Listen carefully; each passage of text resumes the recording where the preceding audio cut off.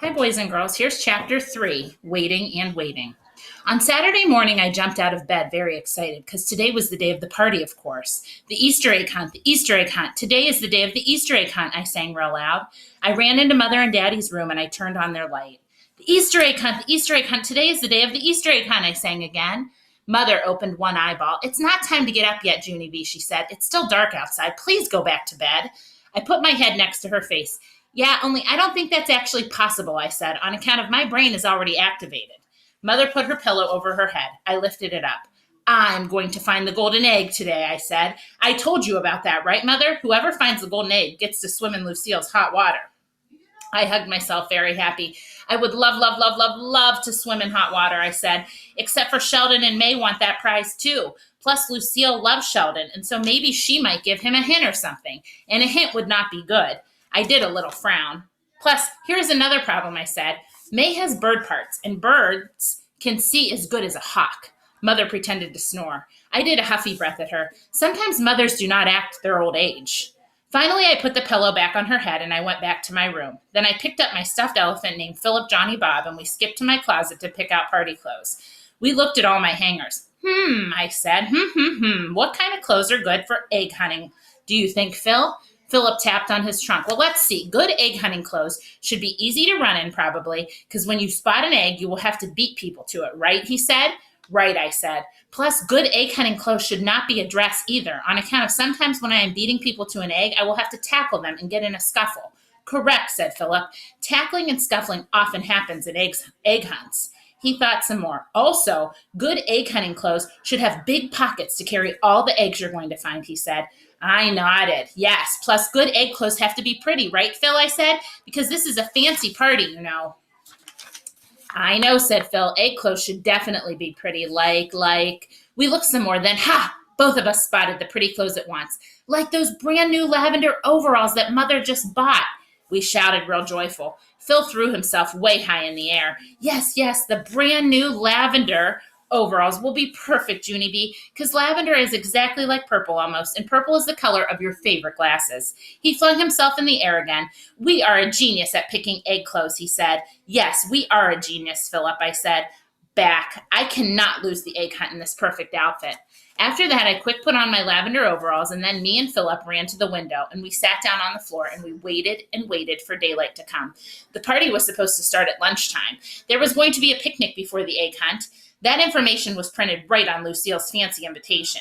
I read it to Mother and Daddy at breakfast. A picnic lunch will be served on the grounds before the event, I read. I smiled. I enjoy eating on the ground, I said. Mother laughed. Oh, I don't think you'll be eating on the ground, Junie B, she said. Grounds are what rich people call their lawns and gardens. I got down from the table and looked outside. Do we have grounds? I asked. Mother rolled her eyes and looked at Daddy. Heavens no, Junie B, she said. What we have is weeds and crabgrass. Daddy sucked in his cheeks at her. Weeds and crabgrass is an issue, apparently. After breakfast, I waited for it to be time to leave. It was the longest morning I ever saw. Then finally, Daddy said it was time to go, and so I ran to the car lickety-split. Lickety-split is the grown-up word for zippity-fast. It took forever to get to Lucille's house. We drove and drove and drove. Then, phew, at last, we turned down Lucille's long driveway. Lucille's house, we're finally at Lucille's house, I shouted. I leaned my nose against the window. Remember when I came here last year, Daddy? I said, me and my friend Grace spent the night at this place, and I ate dinner and breakfast with her rich, expensive Nana. Then, oh my gosh, I saw her. I saw the rich, expensive Nana. She was standing there with Lucille's mother and daddy and brother. They were welcoming all the cars. I opened my door and I ran to her. Well, we meet again, Nana. I hollered real happy. Then I hugged my arms around her middle and I tried to lift her off the ground. Only she didn't actually budge that good. I stepped back and looked at her. The Nana had put on a few pounds, I believe. After that, I tried to lift her again, but this time she took my arms away. Oh dear, no, young lady. You mustn't try and pick me up, she said. You'll hurt yourself. I looked at her kind of puzzled. Yeah, only I'm not a young lady, Nana. I said, look, see me? It's Junie B. Jones. I pointed at my face. Don't you remember me, huh? I spent the night here with Lucille and Grace. Remember that, Nana? It was the time of our life, I said. Nana looked at me closer. Then all of a sudden, drops of sweat came on her head. She took out a tissue and dabbed herself. Oh, my, oh, dear. Yes, I remember now, she said. She did a little shiver. Junie B. Jones, I remember you very well. I skipped around her in a circle. Today is going to be fun, right, Nana? Today I'm going to find the golden egg. After I skipped, I held out my hand to do a high five, but Nana didn't actually respond, and so I just swatted at her sleeve, and that's all. Just then, another car drove up in the driveway. I turned around, and oh boy, it was my good friend named Shirley. Plus, after Shirley came Sheldon, and after Sheldon came Roger, and after Roger came Camille and Chenille and Herbert and Jose and Lenny.